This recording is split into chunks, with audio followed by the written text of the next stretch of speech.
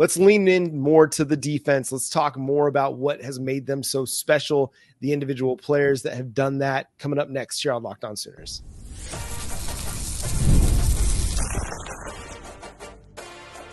You are Locked On Sooners, your daily podcast on the Oklahoma Sooners. Part of the Locked On Podcast Network, your team every day. Max, you talked about the aggressiveness of a Brent Venables defense, and we saw signs of it last year. The goal line stand against Texas, I think, was the first real inkling that, hey, this thing is heading in the right direction. And now we're seeing it this year. They're playing a more complete game. What has been your favorite thing as you watch the Oklahoma Sooners defense? Maybe it's a player, maybe it's a unit. Talk to me about what's really standing out to you about this team.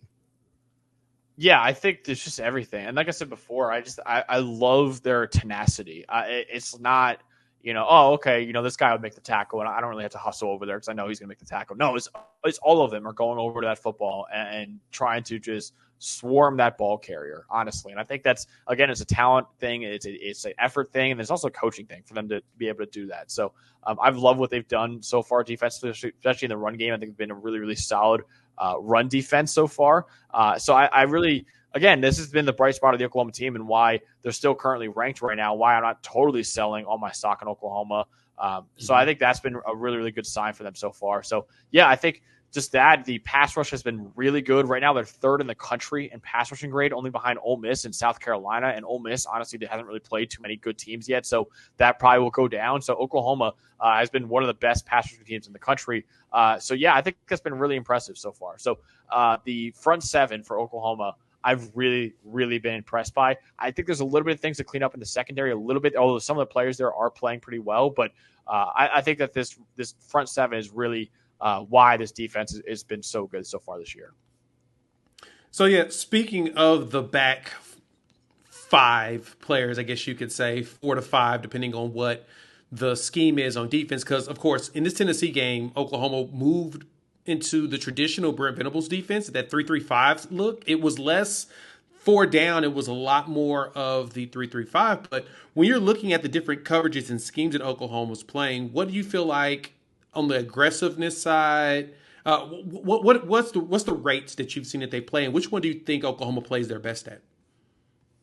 Yeah, I think it's a good question. I would say they're probably at their best in man. I like some of the things I've seen there because I think that just again speaks to their aggressiveness. And guys like Billy Bowman, who I like, but the issue with Billy Bowman, like a lot of the players on Oklahoma's defense, is kind of a double-edged sword, is that he's really aggressive, which is good because he's going to make unbelievable plays. But also if that aggressiveness can be a negative too, because he could bite on some things, right? Bite on double move or anything like that. And maybe his job is to be a safety, and he doesn't really play a safe brand of football.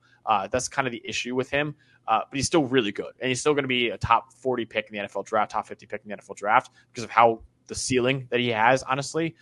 So, yeah, I like the aggressiveness from them overall. I think the aggressiveness in the front seven is really good, but the aggressiveness in the back end is what's been kind of the issue for them. Right now, I think Oklahoma's 80th in coverage grade this year so far, which, again, you haven't really noticed too much because the front seven has been that good and they're masking that. But I think if they could play a little more under control in that back five, that's where I think Oklahoma can really turn a really, really good defense and probably an elite one into a really, really elite defense in college football. So I think that kind of aggressiveness, it's kind of got to be toned down a little bit in the secondary, in my opinion.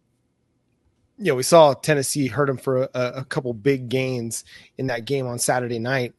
You talked about Robert Spears-Jennings earlier. You just mentioned Billy Bowman potentially as a top 50 pick. What's Robert Spears-Jennings doing for his draft grade? Because now he's going to be drafted. I mean, he's going into a year where now he could be eligible for the 2025 NFL draft.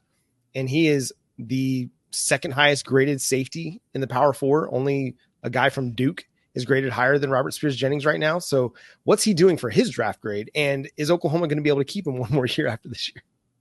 The way he's playing, no. He's been unbelievable. I mean, he's been a really, really good player. And honestly, I think, again, Billy Bowman is the guy that everyone's talking about and deservedly so. But I think Robert Spears-Jennings has been the better player this year so far. I think he's done, like I said, for Bowman, how he's got to be a little safer. So Robert Spears-Jennings has been that. He's an 87.7 coverage grade this year. He's been fantastic in coverage. And more so than that, he's an 81.1 run defense grade this year as well. So he's been really, really good in coverage and as a run defender. So there's really not a lot to holes to pick in his game right now. So Robert Spears-Jennings absolutely has been one of the best safeties we've had in college football so far. I've been really, really impressed by his game. And yeah, he's certainly making a name for himself in the 2025 NFL draft. So on the defensive line, you talked about the front seven being solid. Of course, with the Brent Venables defense, the linebacker is critical. But I want to talk about the defensive linemen. Who on that defensive line has jumped out to you as far as their grade that you feel like could be a potential game changer as the season continues? Yeah, there's a few guys I like on that defensive line. Grayson Halton has been one of them. He has an 81.4 grade right now, 75-plus grades, both as a pass rusher and run defender. So it's a lot like Robert Spears-Jennings, where it's just like, hey, you're doing really well in all areas, right? It isn't a clear, okay, you're a great pass rusher, but you're a liability as a run defender. That isn't the case with Grayson Halton. Like he's done a really solid job at both of them, which is why his grade is so high, honestly. Ethan Downs has been a really solid player for them as well. R. Mason Thomas has been good too. There's really a lot of guys to go around and talk about that defensive line and why I've been so impressed by them. And again, like I said, the front seven of that Oklahoma defense is certainly the strength of this team right now. We got to talk about Danny Stutsman, another big name on this team that is going to be drafted and probably a top 100 pick at minimum in 2025. What have you seen out of him? How is Pro Football Focus viewing him through the first 4 games of the season? Yeah, he kind of is just what we knew from him last year, which is good because he was a third-team All-American last year. But he's a guy that aggressiveness is Danny Stutsman personified, where downhill he is the best linebacker in college football probably. He is an excellent pass rusher. He's an excellent run defender. The issues with Danny Stutsman is that in coverage, you start to see a little bit of the issues. When he's forced to backpedal a little bit and not fly to the football, that's when you see some issues. So I think there's certainly some stuff to be desired in coverage, but as a pure downhill linebacker, he is really good. So I think like on early downs, he's going to be a really valuable linebacker in the NFL. It's just when you get in obvious passing situations, if you're not using him as a blitzer, that's when you can see some of the issues. And that ultimately could hold him back from being a really, really high pick in the NFL draft, even though he is an excellent linebacker, just because they value coverage so much nowadays in today's NFL, especially from linebackers. So that's been an issue for him last year, and you're seeing it this year as well. But as a pure downhill player, I don't know if there's a better linebacker in college football. Ooh, it's always good to hear that may not be a better one than him. So as we're getting ready to wrap up, young players on the defensive line, on the defense in general, right? As Oklahoma continues to build something, really only Danny Stutsman, Billy Bowman, Woody Washington, and based upon what you're saying, Robert Spears-Jennings are really potentially heading into the draft. Is there any young players that you see, some of the underclassmen that you feel like nobody's talking about enough? Yeah, I think Peyton Bowen has been a guy that I've liked so far, and I think he's a true sophomore right now. So he's a guy that obviously is a 5-star recruit a couple of years ago. I think he's going to be a really, really solid safety for them down the line. I know he's not really necessarily playing all that much right now because of Robert Spears-Jennings in front of him and Billy Bowman in front of him. But he's a guy that I liked last year, and I think he's expanding on that a little bit this year as well. He's been solid for Oklahoma. He hasn't been a star or anything like that, but he's been a solid player for them. So, yeah, there's certainly guys to like on that defense, young players as well. So, yeah, I'm excited to see what he can do in the future and what other guys can do in the future too, like David Stone. Like I said before, he was a former top 10 recruit.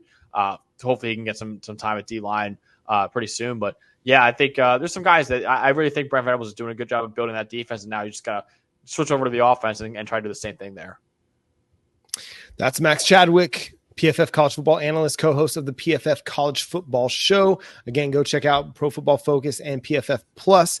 It's great if you want to get deeper into some of the analytics. We were talking before the show. I love that Pro Football Focus separates sack yardage from rushing yardage because it's not the same thing. No. Quarterback sack yardage is not rushing yardage. Fix it, NCAA. Fix it. But make sure you go follow Max on Twitter at CFB Max Chadwick. Also go read his work. He does fantastic work. I've been reading Max for years, in addition to reading Pro Football Focus for at least 8 years, maybe even more, back to my days covering the Dallas Cowboys. So go check out Max's work and all of the work over at Pro Football Focus, on your YouTubes, on your podcasts, on your websites, whatever you want to do, go check it out. And that's going to do it for today's episode of Locked On Sooners. Thanks so much for tuning in, being a part of the show. Subscribe to the show wherever you get your podcasts. We're free and available on all platforms and on YouTube. So hit that subscribe button and that notification bell. But until next time, he's Max Chadwick. He's Jay Smith. I'm John Williams. We'll catch you then. Boomer. Sooner.